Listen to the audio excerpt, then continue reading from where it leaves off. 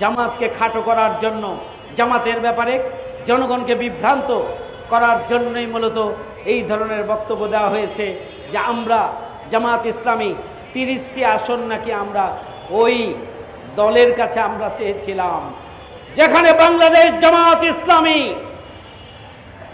আমরা আগামী দিনে জনগণের সমর্থন নিয়ে, আল্লাহর সাহায্য নিয়ে সরকার গঠনের পরিকল্পনা নিয়ে আগাচ্ছি।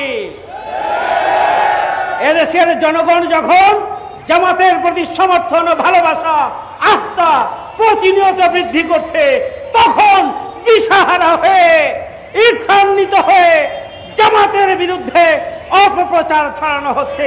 আমরা নাকি 30টি আসন নিয়ে আমরা তাদের কাছে 30টি আসন চেয়েছিলাম, তারা দিতে রাজি হন নাই, যার জন্য আমরা ক্ষুব্ধ হয়ে আমরা পিআর পদ্ধতির মাধ্যমে নির্বাচনের দাবি জানাচ্ছি।